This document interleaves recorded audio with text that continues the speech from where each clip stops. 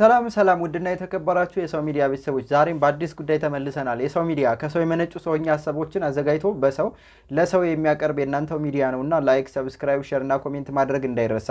ዛሬም በአዲስ ጉዳይ ተመልሻለሁ። ከሰሞኑ እንደሚታወቀው በሸገር ኢንፎ ሚዲያ ወይም ደግሞ የዩቲዩብ ቻናል አንዲት እህት ቀርባ ነበረ። 3 ልጆችንና አባታቸውን ማህበራዊ ሚዲያ ላይ ማሳደግ ስላልቻልኩኝ የሚጠይቁትን ጥያቄ መመለስ ስለከበደኝ እርዱኝ ብዬ ፖስትኩ። ከዚያም ይህን ፎቶ አይታ ሌላኛዋ ፍቅረኛው መጣች የሚል ሐሳብ ይዛ ወደ ሚዲያ ቀርባ ነበረ እና ታሪኩን እናንተ ስለሰማችሁ ስለ ታሪኩ ማብራሪያ አልሰጥም፣ ግን 3 ነገሮችን ማንሳት ፈልጌ ወደ እናንተ አመጣሁት።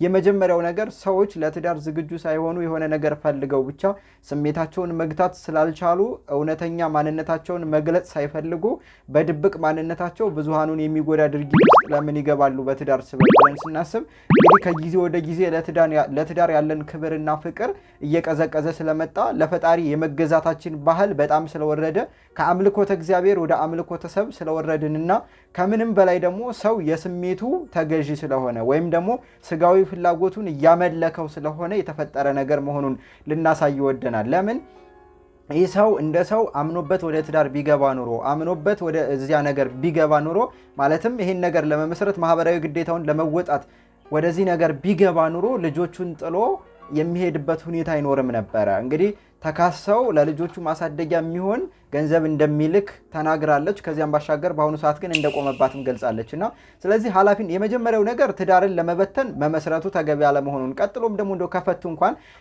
የወለዷቸው ልጆች ለማሳደግ የሚያስችል አባታዊ ኃላፊነትን ላለመውሰድ በዚህ ልክ ጨካኝ ሆኖ መገለጥ ምንን ይጠይቃል ብለን ስናስብ አንደኛ ከአውንታዊው አንጻር ካየነው ብዙውን ጊዜ ሰዎች እንደዚህ አይነት ስህተት ውስጥ የሚገኙት ምንድነው አባታዊ ኃላፊነታቸውን ለመወጣት ዝግጁ ሳይሆኑ ወደ ትዳር በመግባታቸው ምክንያት ነው እና አንደኛው ነገር ይህን ስለታዘብን ነው። ሌላው ደግሞ ከዚሁ ጋር ተያይዞ ምንድነው ከ3ቱ ልጆች 2ቱ የኔ አይደሉም ብሎ ያምናል፣ አንዱ ልጅ ነው የኔ ብሎ ያምናል ስትል ነበር እና ይህም ከምን የመጣ ነው ብለን ስናስብ በእርግጥ እሷ ያስቀመጠችው ምክንያት አለ።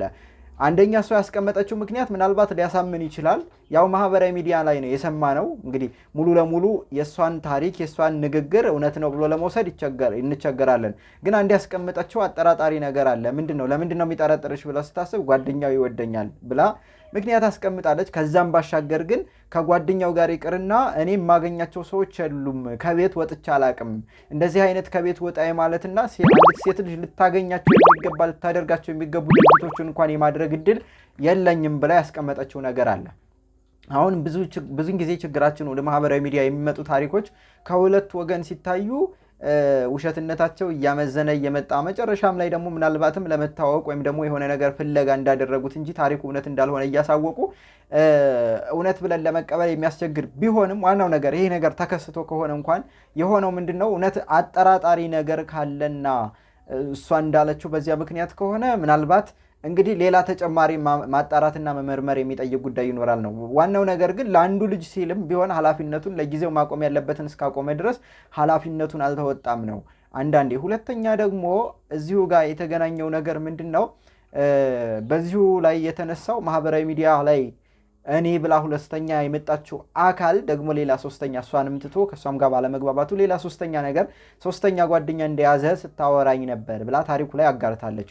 ዋናው ነገር በእንደዚህ አይነት ህይወት ውስጥ እንዳልኩት አንዳንድ ጊዜ በተለይ የኛ ዘመን ትውልድ ብዙውን ጊዜ የገንዘብ ፍቅር አውሮታል ወይም ደግሞ ገንዘብን እያመለከ ይገኛል እና በዚህ ምክንያት የሰዎች መጎዳት ግድ ሳይላቸው የራሳቸውን ፍላጎት ብቻ እያሳደዱ ብዙዎችን እየጎዱ ይኖራሉ እና ከነዛ መካከል አንዱ መሆኑንና ስለዚህ ካስመሳይ ማንነት ካልተገለጠ እኛነት ነፃ መውጣት ያስፈልጋል። በነገራችን ላይ እንደዚህ አይነት በገንዘብ ፍቅር ታውሮ ስሜትን መገደብ ባለመቻል ብቻ ብዙሃኑን እየጎዱ ህይወትን ለመምራት መወሰን በራሱ ክፉ መንፈስ ነው። እንደዚህ አይነቱ መንፈስ ምናልባት የስነ ልቦና ባለሙያ ሊያስፈልገው የሚችል ነው ዋናው ነገር እና በዚህ አይነት ህይወት ውስጥ ያለን ማለትም አንዳንድ አስቀያሚ ህይወትን ታሪክ ወደ ማህበራዊ ሚዲያ እያመጣን በመናገራችን ውስጥ የምንተነፍስ እንኖራለን።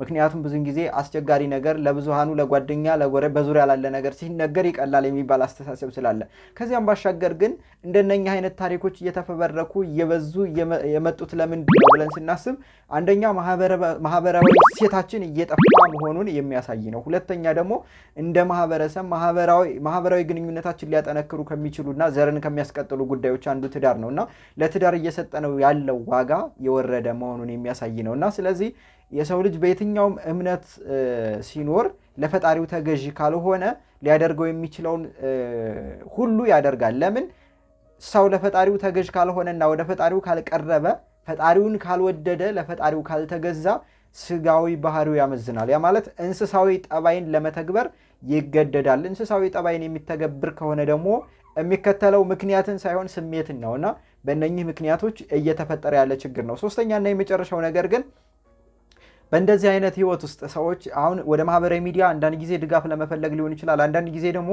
በውስጣዊ ጉዳይ ያልተግባባንባቸው ችግሮች ሲኖሩ ምናልባትም ችግሮቹን ይፋ በማውጣት በብዙሃኑ ጫጫታ ፍትህን ለማግኘት የሚመስል ሁኔታ ይኖራል። አንዳንድ ጊዜ ደግሞ የደቦ ፍርድን ለማስተናገድ የሚመስሉ ነገሮች አሉ።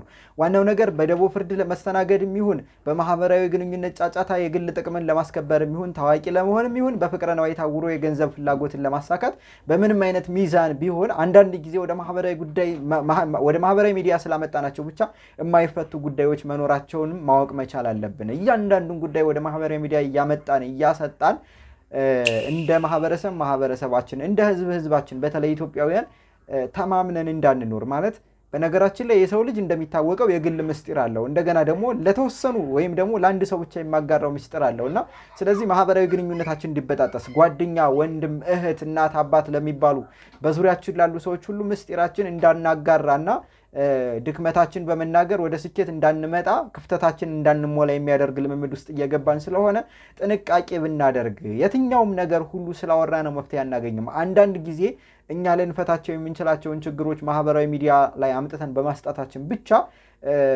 በጊዜው ሊፈቱ የሚችሉ ቀላል ችግሮችን እያውሰበሰብናቸው የበለጠ ወደ ችግር እየገባን ስለሆነ ጥንቃቄ ብናደርግ የሚል ሰዋዊ ምክር ስላለን ነው እንደ ሰው ሚዲያ ልናገራችሁ የወደድነው። ዋናው ነገር ግን አባት ለመሆን